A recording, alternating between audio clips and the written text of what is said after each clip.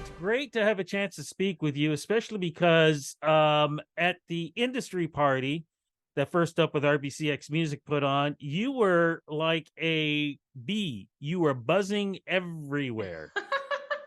And as you know, when a bee is buzzing around, you're going to always take notice of a bee. Oh, And that's I nice. think everybody took notice of you. You have a type of charisma that even if somebody doesn't have a chance to meet you, there is some kind of aura around you that makes you go, who is that person? How was the party for you, first off? Oh my gosh, can I respond to that? Thank you for saying that. Oh, you're welcome. I've heard that from a few people, including my grandfather, and that's like the sweetest. It touches my heart to hear that. Thank you.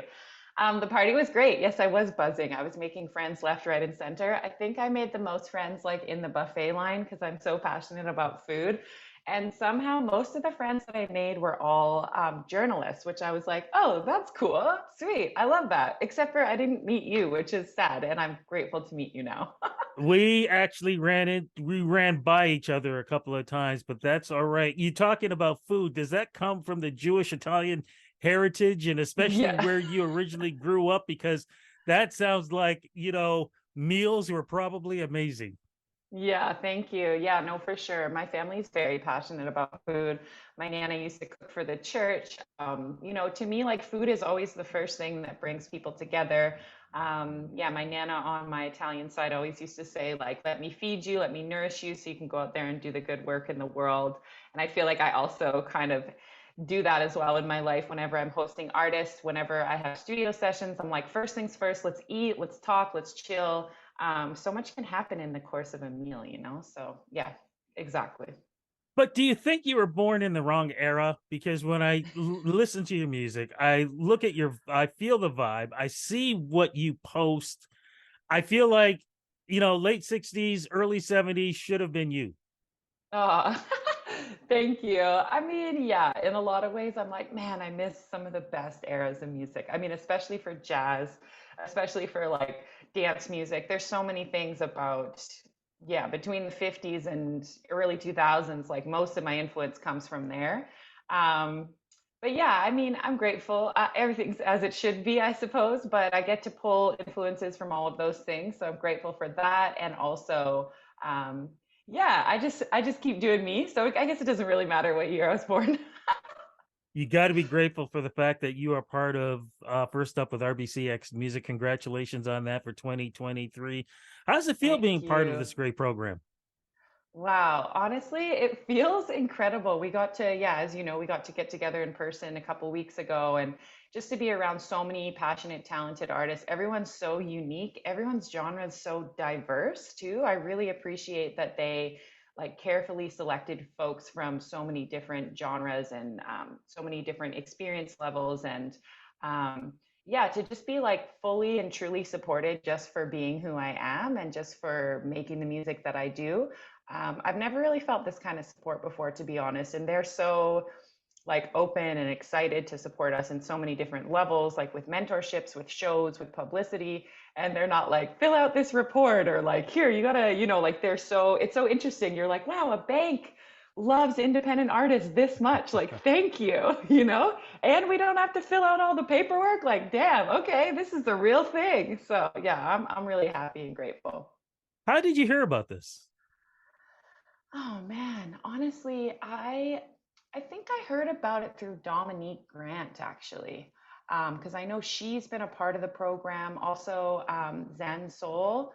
Um, there's a few artists that I knew were a part of it, and I was always like, oh, it looks like they're doing amazing things. And friends through friends, like, let me go check it out. Let me see what's happening. And to be honest, when I got the news that I got in, I had completely forgot that I even applied for it, and it came at like the perfect time. I was like, yes, this is great. So, yeah. What's been your favorite experience so far? Oh man, honestly, just like getting together with the other artists. There's nothing better than being full in a room full of other people that you can really relate to. And like all of us as artists, we have friends, we have partners, we have people who live outside of the music world. And it's just so nice to be able to just hang and relate and talk about, where our songs inspiration came from, how we got to where we are, what we're looking forward to, just like really having that moment to connect. And yeah, like being in space together, getting to learn together. It's so fun. It's like we forget that we are a part of a community. I find, I mean, I should speak from my own experience. So much of my work is just sitting at home alone on my computer, being an independent artist, like working on all of my stuff. I'm just click clacking away. And then it's like, oh, yeah, right. There's community, right? So to be able to learn and to share in that space has been really special for me. Well, let's talk about your origins though, because I mentioned about the background. I didn't mention about Mhm. originally where you grew up before you came to Mhm. the States. Let's talk about, I mean, before coming to Canada. Let's talk about that, please. Yeah, so my parents met at Berkeley College of Music. My dad was my mom's teacher. She is 2 years older than him, so it wasn't scandalous. I know people are always like, Oh, oh, no, I'm you, like, you nope, saw she my was. face just go, oh, there's a movie Yeah, no. waiting here. Yeah, no, they have a pretty cute story. She's a singer, he's a jazz guitar player. So I was born in Boston, and then we moved to Nelson, British Columbia in 1989 because my dad helped to start a music college up there, actually. It's like the first 2 years that are transferable to any other major music college. So that's how I ended up in the middle of the woods. I was gonna say, what is that kind of transition like uh Hmm. for somebody? Because I mean, Boston's a tough city. Let's face it, snow. Hmm. We complain about snow in Toronto. Boston has Oh, its man. own unique, snowfalls, great Yeah. pizza, great food, great everything. But what was it like to go from there to, as you said, the Canadian wilderness? Yeah, honestly, I'm so grateful for my upbringing because I would always go back to Boston. I also have family in New York. So I got to have that kind of bi-coastal perspective and experience. Nelson is like a very small, nourishing town where there's just like literally, I always describe it as like if I needed to, I could run for like 15 minutes and then I would just be in the woods and there'd be no one around. So for me, growing up there, I was very influenced by the world around me, the land, the silence, the stillness, the tranquility of that. My parents are definitely hippies. My dad definitely was like big into meditation and improvising. So for me, I feel like it's a huge part of who I am, and it speaks through the music and the way that I create music. It's a very kind of holistic experience. Whereas if I would have grown up in like we were actually living in, yeah, like central Boston. Like, I know I would be a completely different person. I'm sure my music would reflect differently as well. And also, there was like raves happening there when I was a teenager. So I actually started singing, like freestyling and singing over dance music before anything else. So it kind of gave me this like this opportunity or this platform to just really explore who I am as a vocalist before I really started working with bands, which is interesting coming from like, a musical family filled with musicians. So yeah, it influenced me in so many ways. And I feel like it really cultivated who I am and how I connect to myself and to the music and to my purpose, really. I'm curious, how did you end up with such perfect diction? Because you don't sound like you're from Boston, because everybody knows when Mark Wahlberg speaks, or his How brother are speaks, you you? go, yeah, that's Boston. But you don't sound Canadian because you don't kick off those Canadian slangs. So how do you end up with this, can I say, alien perfect diction?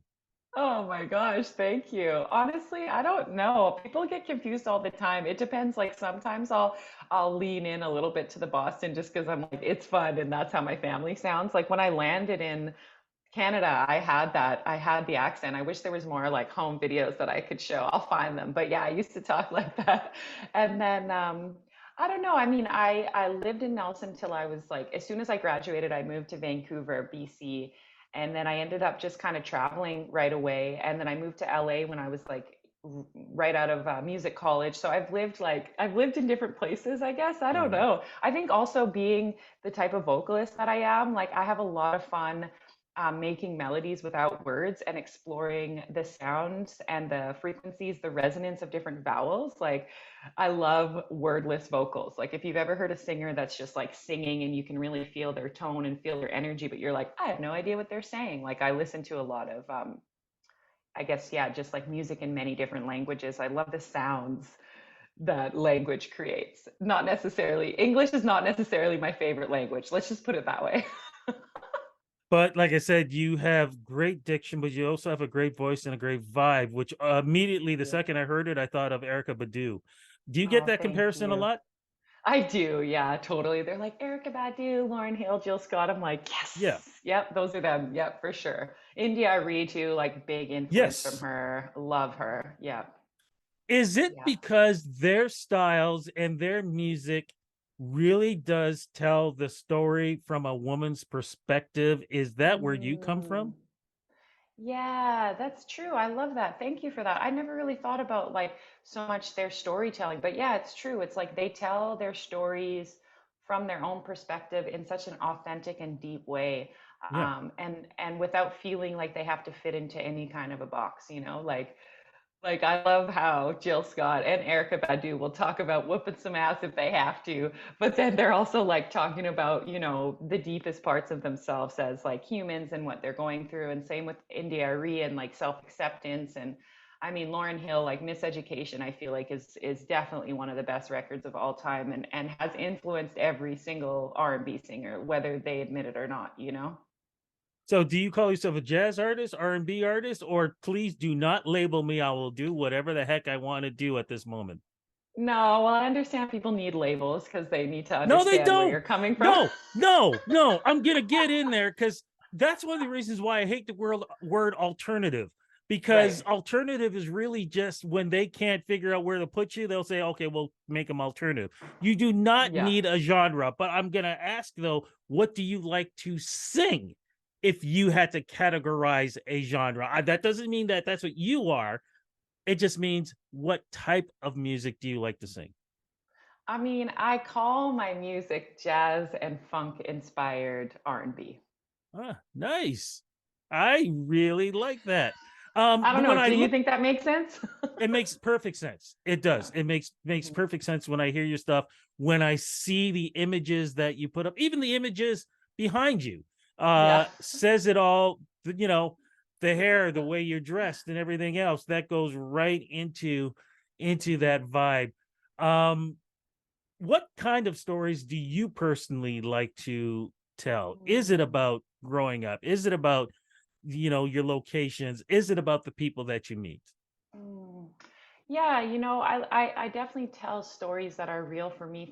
And I feel like for a lot of artists, like songwriting is a form of therapy. It's a way for us to make sense of the life and the world that we live in, and really helps us to define who we are, or to understand or explore who we are. And for me, writing songs, I like to write about, I mean, also as an R&B artist, I don't always want to sing about love. So like I wrote a song about self-love, which was like by far the hardest thing that I've ever written.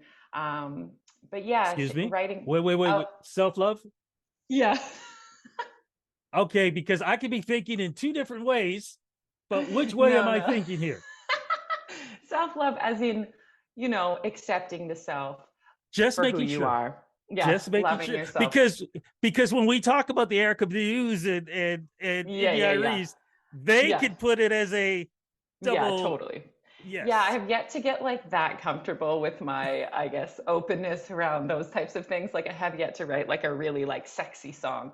But right now, I would say what really inspires me is just really like speaking about the most realist, authentic things that I'm living through, and putting that into a song in a way that helps others to relate to whatever they're going through, and to find some, I guess, resolution in it all. The song always has to like lead to like a deeper understanding of like where I am now. Like, yeah, even take Baby Blue, for example. Like that's kind of one of the more upbeat songs on the record.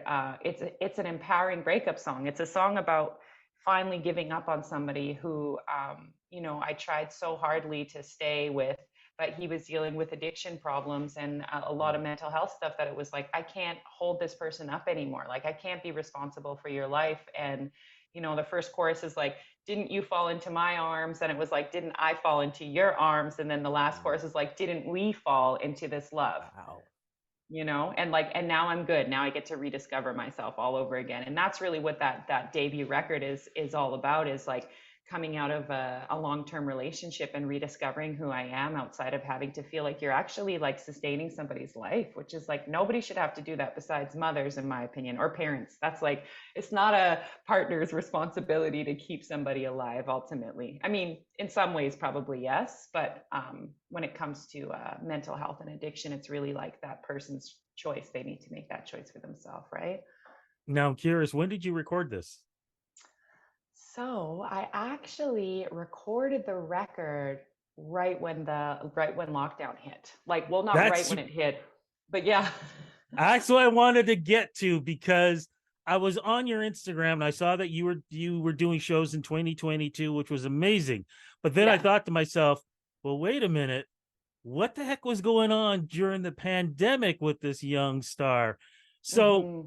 here you are, you record this song, then you're already gone through this experience. Now you're Hmm. going into the pandemic, which is a global experience. What was that Hmm. like for you to take that baggage that you had before, trying to present it through music, and then you had the pandemic that literally could stop you from releasing? What was therapy Mm. for you? Oh my gosh. Yeah. I mean, that's almost like we need 15 minutes in and of itself to talk about. But I will say this, the songs were written prior to the pandemic. Like we finished writing the whole record, yeah, right before like February 2020. Mhm. We had like had all these plans to go into the studio, record everything. Then we went into lockdown. I was living in Vancouver. Um, I was there and I was like going into nature, like so scared. I was like many people, I was so scared of this virus and I couldn't seem to get like calm. Even when I was like deep in the canyons, my heart was just like so much anxiety. And then I actually called my stepmom's mom, so like my grandmother, and was like, "Hey, do you have any friends that need help on their land? Like maybe some trailer or some cabin in the middle of the woods somewhere? Like I need to get out of the city. Like I need to leave." And literally, the second person who I called was like, "Yep, come on up, I'll have you." And I was like, "Oh my God!" I ended up on 4 acres of land on the river in the middle of nowhere, and she kept being like, "Oh, sure, you can stay for 2 weeks," or "Okay, sure, you can stay for a month." And then I ended up staying there basically on and off for 2 years during the pandemic. And then luckily found Adam Shake, who has a studio. I've known him for years, like 20 minutes deeper into the mountains where I recorded the whole record. So, in a lot of ways, I will say that being able to have a project, I mean, he was like one of the 5 people allowed in my bubble, right? Like I was like living above this woman's garage. I would only see her in the I yard. forgot the bubble. I completely forgot Yeah. about the Do bubble. you remember the bubble? Like we never Yeah. talked about that. That was so intense. It's like, are you in my bubble or not? Because if you're not, like I live alone, I need to know specifically. You're gonna see me at least once a week. Anyway, so I went and I would record the songs, and like it was a totally deep experience for me. I really got to spend a lot of time just like on the land, take my time, not turn on my phone. So that part of the project, I will say, was extremely therapeutic. Like recording the music, I never thought I would have such a profound experience with capturing a body of work. But then, yeah, moving into like, okay, so am I ever going to be able to perform these songs live? Like, I also teach community singing workshops, and that's a huge part of my touring is like bringing people together to sing before I do the show. And I'm like, nobody feels safe singing in space together. So, for sure, I was like, everything that I thought I was working towards could be completely gone.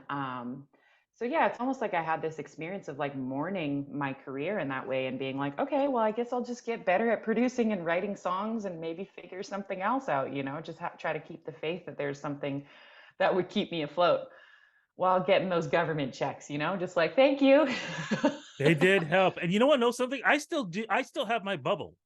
Oh, In a wow. lot of ways. Like for example, people aren't, unless you were part of my bubble, you're not allowed in my car.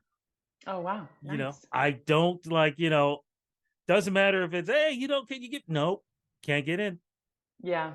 too Yeah, I mean, we got to close. be careful. Like I guess it's back on the rise again now, so it doesn't really. It's one of those things, man. Not a lot of us talk about it, but we're like, oh, yeah, right, that thing. Yeah. How has that experience changed you going into as things opened up? How did it change you personally, and how did it change you musically? Not just because of that Hmm. opening, but again because of the experience that you had going into it. Hmm. Yeah, I mean, I definitely feel like I'm a more like grounded person. I definitely felt like more kind of anxious and unsure of like who I am and what I'm doing here. A lot more like affected by outsiders' perspectives and opinions, especially just like in the small scene of Vancouver. There's a lot of like, you know how it is. Like, there's a lot of haters out there, and people don't always love to see you shine, and people don't always love to see you happy and living your best Yes. life. So I've had like multiple people come for me for random different reasons that make no sense at all, simply because I was just doing what I love. So kind of like having that moment to really reflect on who I am. It's like I've come to this conclusion where I'm like, how could I ever let an external factor affect how I feel inside? Because when we really like know who we are and our purpose and what we're meant here to do, like how dare I let somebody, especially somebody who I don't even know and who doesn't even know me. It's like when friends come and give me feedback like, hey D, you said this thing, like it hurt my feelings. I'm like, thank you for sharing. Like you love me enough to tell me how my behavior affected you. But when the haters are just coming out, it's like you actually don't know me and you're not even here to have a conversation with me. Like this whole idea of like call out culture, like you're just going to say something on the internet because Yeah.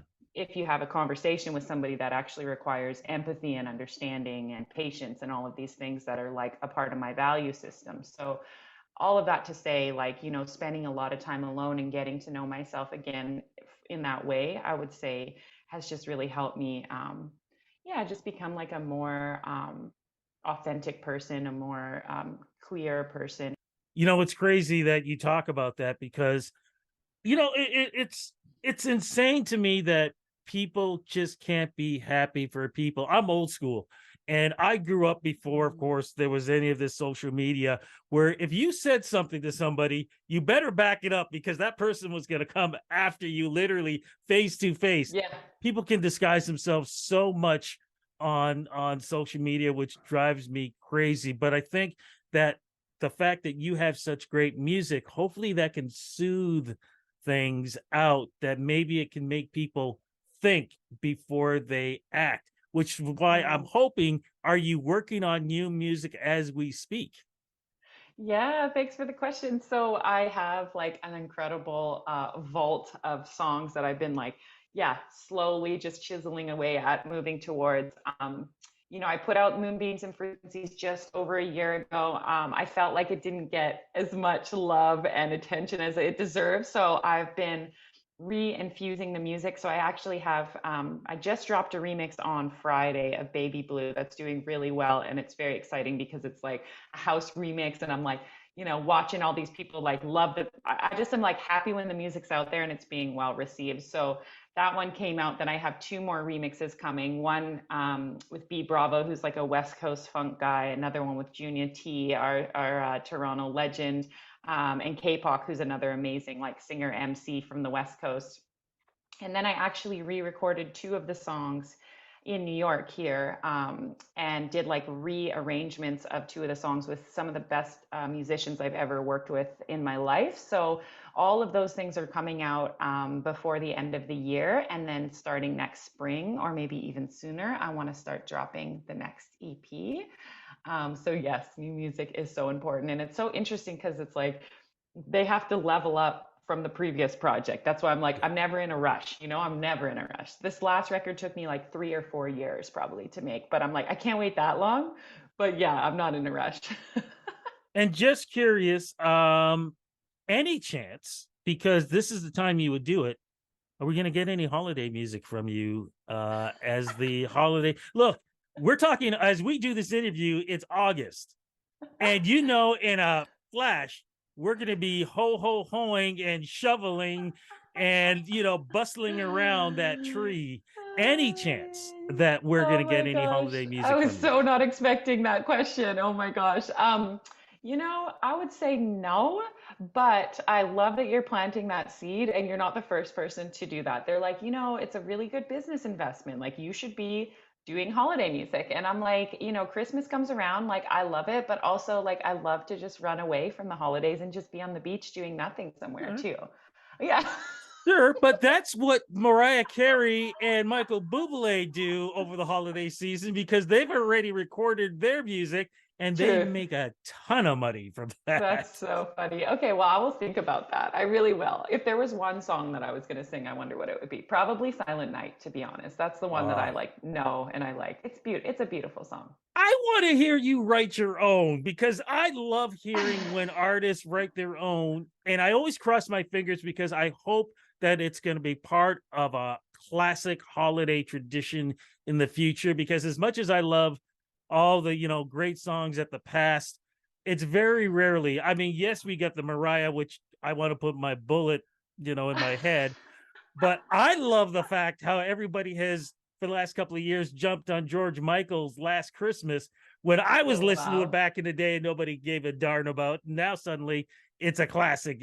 I would love to see you and hear you write a song on your own.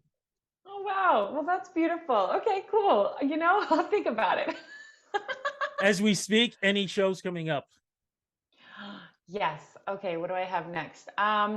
I am heading back to Vancouver. I'm going to do this like special lounge delicate experience at the Fairmont Pacific Rim Sounds with like you.